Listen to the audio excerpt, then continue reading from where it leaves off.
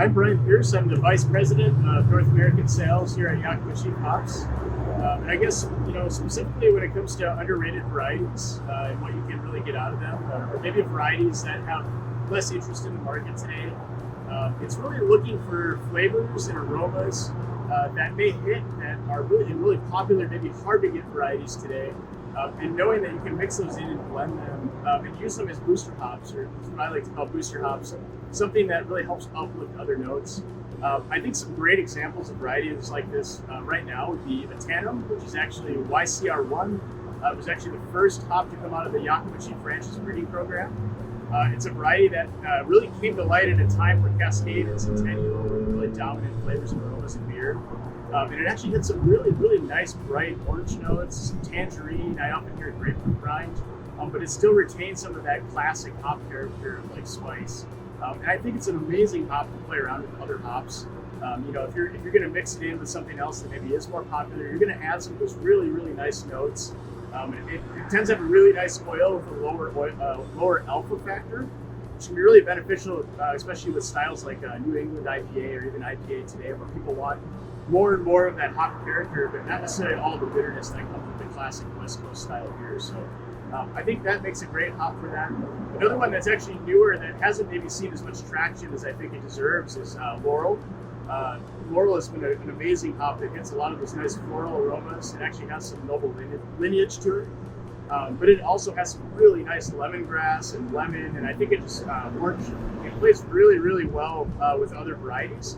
I know here in town it's actually a variety at our local brewery, Mailbreaker, that often ends up in a lot of their beers just because it adds a nice little extra nuanced note to it. So the characters that Laurel has, like the Citra sort of characters to them when it comes to orange and lemon and things like that. So I actually think it's another way of extending how much Citra you have. So if you have a hard time getting your hands on enough Citra, you could actually put in some Laurel at maybe 10 to 15% to kind of help stretch that volume overall and still create a really Citra forward beer. So I think that's nice as well. And then, some other underrated hops or hops that maybe people aren't looking at as much today would be Chinook. Chinook's a great variety. It's not a proprietary variety, but it's one that's a really high yielder for growers.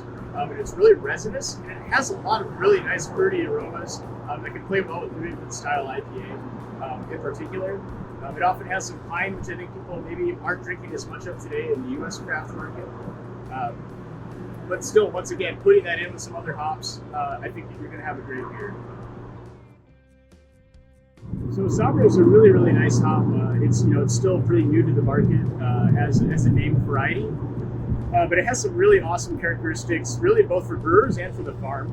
Sabro, interestingly enough, is a really high oil hop, but it's also an early harvest hop, which is sort of untraditional. Normally, hops have to hang a really long time to build up their oil content. But because of that high oil content and because of how resinous it is in nature, it actually is a really loud hop. It expresses really brightly in beer. So it's actually what I always tend to like. If I'm making a beer with it, I actually tone it down a little bit just because it's going to be really forefront of your beer. So it plays well with others, but it definitely shines through. Sabro has this great pineapple, coconut sort of character to it. It tends to be really in that tropical range. I know some people find that, whether you like coconut or not is something, but used at like a whirlpool edition or even dry hop, it can really bring out some nice bright pineapple flavors, some tropical notes. I've even heard some people describe it as like a nice vanilla kind of creaminess. So it's a really nice hop especially for anything really hop forward. It can do well as a single hop, but it also can pair well with other hops. One hop I really like that's sort of underrated, but kind of coming to light that it goes really well with is Cashmere. I think some of the really nice soft aromas and flavors of Cashmere pair well with this really big hop that kind of draws it forward. And I think the two together make a really outstanding combination in the beer.